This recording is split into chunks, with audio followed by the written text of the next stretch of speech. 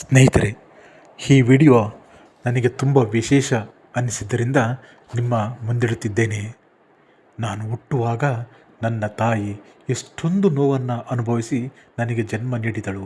ಅವಳ ಋಣವನ್ನು ನಾವು ಹೇಗೆ ತೀರಿಸಬೇಕು ಎಂಬುದನ್ನು ಶಿಕ್ಷಕರೊಬ್ಬರು ಮಕ್ಕಳಿಗೆ ಮನಮುಟ್ಟುವಂತೆ ಹೇಳಿರುವ ಈ ವಿಡಿಯೋವನ್ನು ನಾವೆಲ್ಲರೂ ಒಮ್ಮೆ ನೋಡಲೇಬೇಕು. ಜಗತ್ತಿನಲ್ಲಿ ಯಾವುದೇ ಋಣವನ್ನು ತೀರಿಸಬಹುದು, ಆದರೆ ತಾಯಿ ಋಣ ತೀರಿಸಲು ಸಾಧ್ಯವೇ? ನಮ್ಮ ತಂದೆ ತಾಯಿಗಳಿಗೆ ನಾವು ಗೌರವ ಕೊಡುವ ಈ ವಿಡಿಯೋ ನೋಡಿ 5-6 ಮಕ್ಕಳು ತಿಳಿದುಕೊಂಡರೆ ನನಗಷ್ಟೇ ಸಾಕು ಸ್ನೇಹಿತರೆ. ಈ ವಿಡಿಯೋ ನೋಡಿದ ಮೇಲೆ ಕಣ್ಣು ತೇವವಾಗದೆ ಇರಲಾರದು.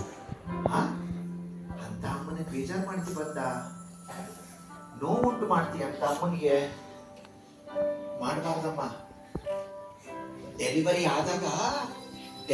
ಆದಾಗ ಫಸ್ಟ್ ಟೈಮ್ ನೀನು ಹುಟ್ಟಿರ್ತೀಯಲ್ಲ ಕಂದ, ನೀನು ಹುಟ್ಟಿದಾಗ ಡಾಕ್ಟರ್ಸ್ ನಿನ್ನನ್ನ ತೊಳೆದು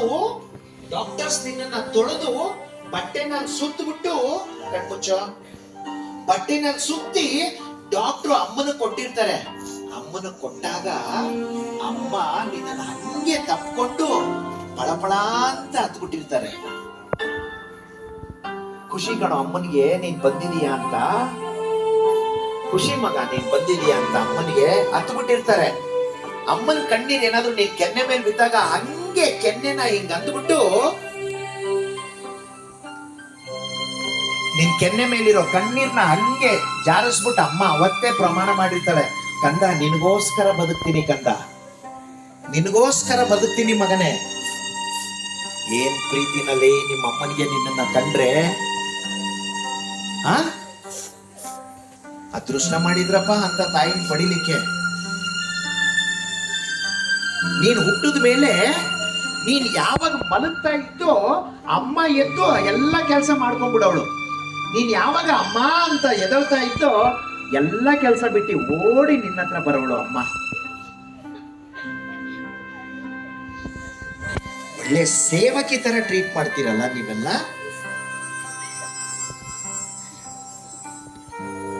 ಅದೃಷ್ಟ ಮಾಡಿದವ್ರಿಗೆ ಮಾತ್ರ ಅಮ್ಮ ಅಪ್ಪ ಇಬ್ರು ಜೊತೆಲಿ ಮನೇಲಿ ಸಿಗೋದು.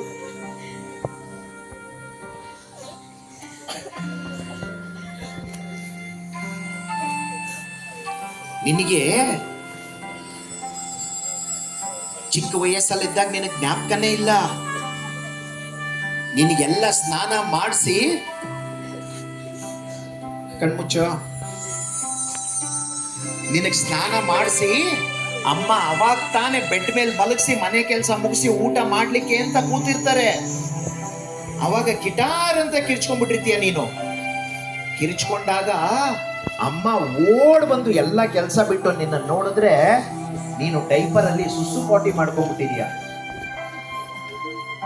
ಅಮ್ಮ ನಿನ್ನನ್ನ ಸುಸು ಪಾಟಿ ಎಲ್ಲ ನಿಂದು ಕ್ಲೀನ್ ಮಾಡಿ ಪಾಪ ಅಮ್ಮ ಕೈ ತುಳ್ಕೊಂಡು ಮತ್ತೆ ಊಟ ಮಾಡಿರ್ತಾರೆ, ಗೊತ್ತಾ ನಿನ್ಗೆ? ಅಷ್ಟು ಪ್ರೀತಿಸೋ ಅಮ್ಮನ್ನ ನೀನು ರೇಗೋದು, ಬೇಜಾರು ಮಾಡೋದು, ಗಲಾಟೆ ಮಾಡೋದು ಮಾಡಬಾರ್ದಮ್ಮ. ನೀನು ಫಸ್ಟ್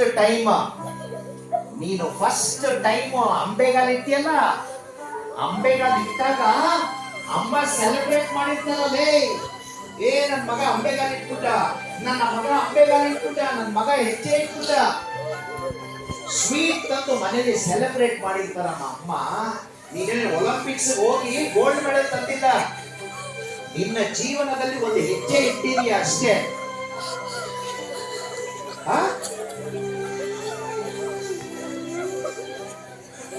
ಅಂತ ಅಮ್ಮನಿಗೆ ಬೇಜಾರು ಮಾಡೋದು.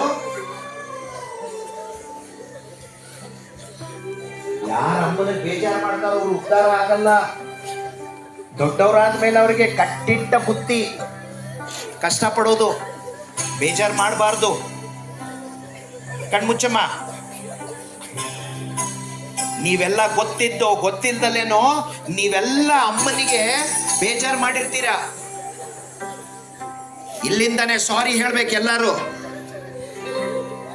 ಅಮ್ಮನಿಗೆ ಇಲ್ಲಿಂದಾನೆ ಸಾರಿ ಹೇಳ್ಬೇಕೆಲ್ಲ. ಕಣ್ಣು ಮುಚ್ಕೊಂಡು ಇಲ್ಲಿಂದಾನೆ ಸಾರಿ ಹೇಳ್ಬೇಕು.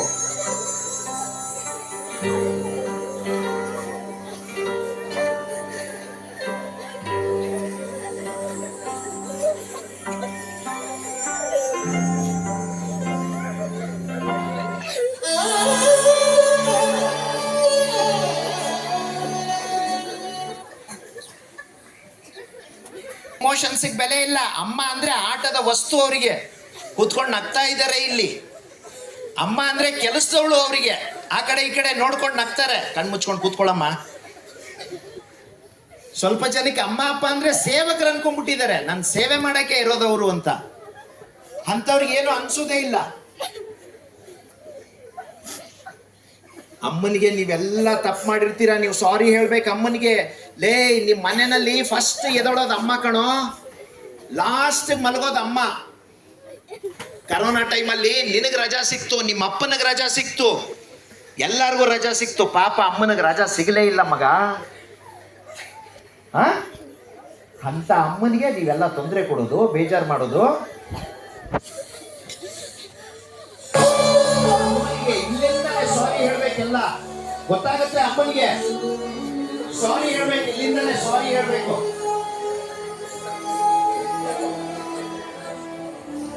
ಸಾರಿ ಹೇಳಿ, ಇಲ್ಲಿಂದಲೇ ಕೂತ್ಕೊಂಡು ಹೃದಯದ ಅಂತರಾಳದಿಂದ ಸಾರಿ ಹೇಳಿ. ಕೇಳಿಸ್ತದೆ ಅಮ್ಮನಿಗೆ. ಅಮ್ಮ